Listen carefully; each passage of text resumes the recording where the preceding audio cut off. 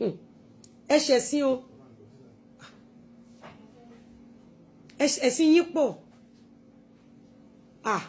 ẹ̀yin kan náà ẹ dájọ́ ìbànújẹ́ sọ́nà ẹ wá ń sọ fún wa pé èèyàn mẹ́wàá o ló bẹ́ òbò yín o ẹ dẹ̀ rìpọ́ọ̀tù sí police station èrè wo lójú èyí tí Ọlọ́run ti ń san fún àwọn aninilára mi.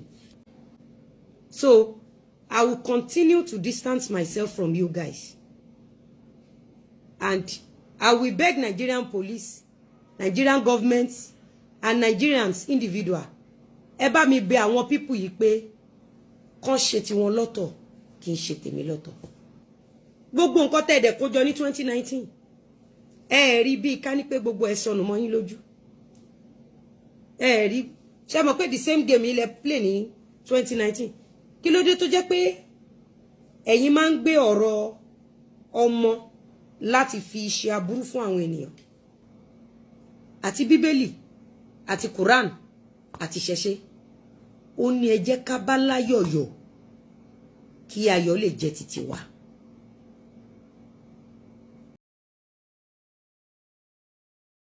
Ní ìjẹta, aláyọ̀ ń yọ̀. Àti Bíbélì, àti Quran, àti ṣẹṣẹ. Ó ní ẹ jẹ́ ká bá láyọ̀yọ̀ kí ayọ̀ lè jẹ́ títí wa. Àmọ́ nítorí wípé ẹ̀yin ò bá ìṣẹ̀dá kankan yọ̀ rí, ẹ̀yin máa ń yọ àwọn èèyàn ṣubú ni. Ẹ ti wá rò wípé aburú tẹ́ ẹ máa ń ṣe wọ́n ń bọ̀ wá fi bẹ̀yìn wò.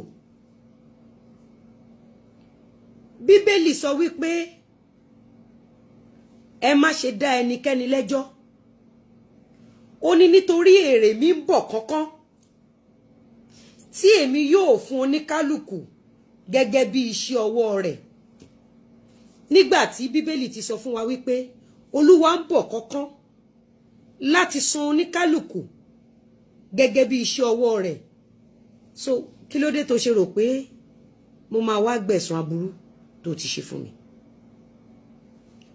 Àlùkùránì ní wípé ẹ má dẹ ẹnikẹ́ni lẹ́jọ́. Ó ní tó bá rí nǹkan kan tó bá ṣẹlẹ̀ tó bá dàbí àṣírí. Àlùkùránì ní pé kó pe ẹnì kíní fún ẹ̀rí. Àlùkùránì ní pé ó pe ẹnì kejì fún ẹ̀rí. Ó ní kó pe ẹnì kẹta fún ẹ̀rí. Àlùkùránì fi àyè gbà wá láti pètò èèyàn 7 sí 10 fún ẹ̀rí tó dájú. Kí ni ìṣẹ̀ṣe sọ fún wa? Ìṣẹ̀ṣe ní pé ọ̀rẹ́ má dà mí o, ọ̀rẹ́ má dà mí o, ẹni tó bá dalẹ̀ á balẹ̀ lọ, ọ̀rẹ́ má dà mí o. Àwọn oníṣẹ̀ṣe wọ́n wá sọ fún wa, wọ́n ní ká wo gúnugún, wọ́n ní kó má dalẹ̀, gúnugún dalẹ̀, gúnugún pa lórí. Wọ́n ní kí àkàlàmàgbò kó má dalẹ̀, ó dalẹ̀, ó yọ gẹ̀gẹ̀ lọ́rùn. Tẹ́ bá wo ẹ̀sìn mẹ́tẹ̀ẹ̀ta tá ń practice, kò fàyè gba ká ṣe aburú fún ọmọlàkejì wa. Tí a bá tún wá ní pé òkè o, èèyàn kan ṣaburú fún mi o, kò sí ẹ̀sìn mẹ́tẹ̀ẹ̀ta tó ní wípé kò gba ẹ̀san. So I will continue to distance myself from you guys. And I will beg Nigerian police, Nigerian government, and Nigerians individual. Ẹ bá mi bẹ̀ àwọn people yìí pé kàn ṣe tiwọn lọ́tọ̀ kì í ṣe tèmi lọ́tọ̀.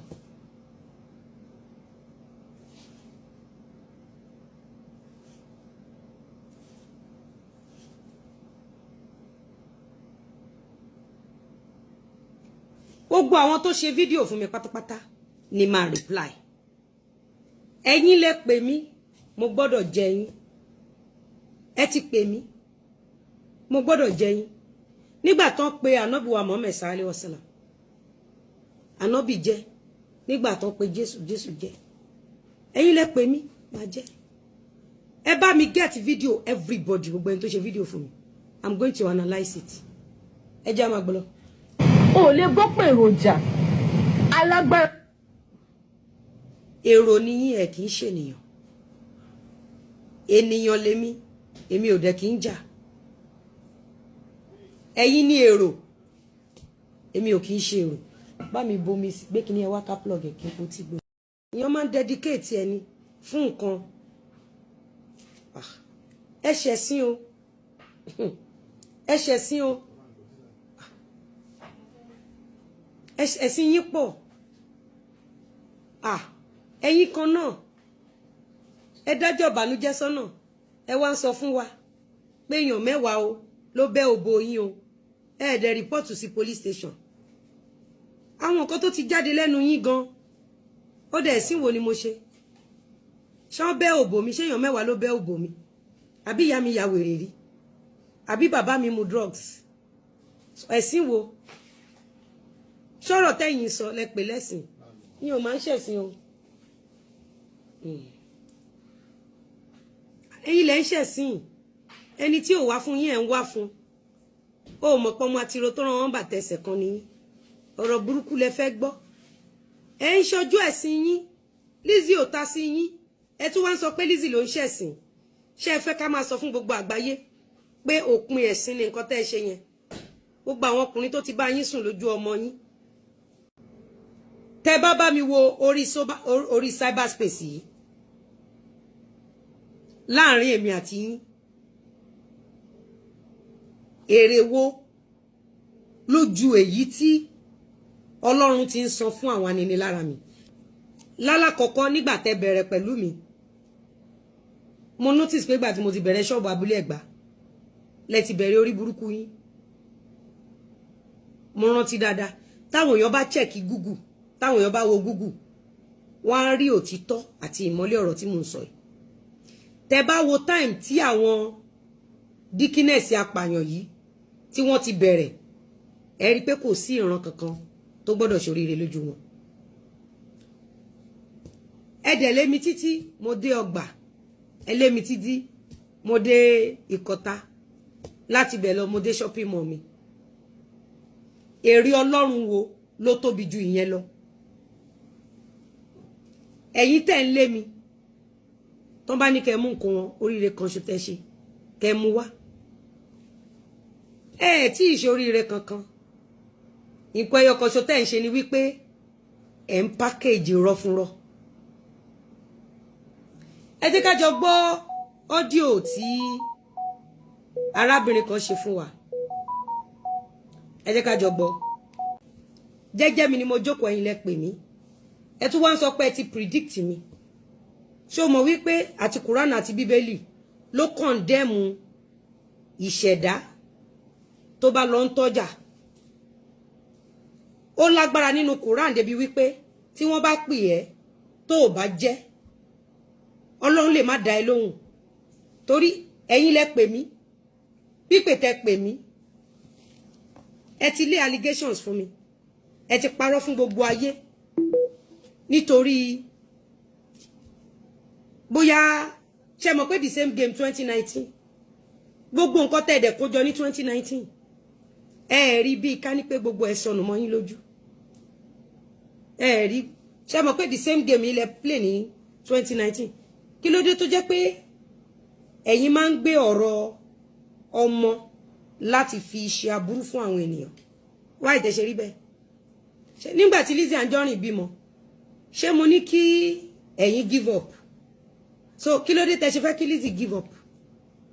I'm analyzing this show because ẹ̀yin ọ̀pọ̀lọpọ̀ òbí, your children are going through this kind of life threatening ní school, níbi tán ti ń kọ́ṣẹ́, àti àwọn agbègbè tẹ́ fi àwọn ọmọ yín sí.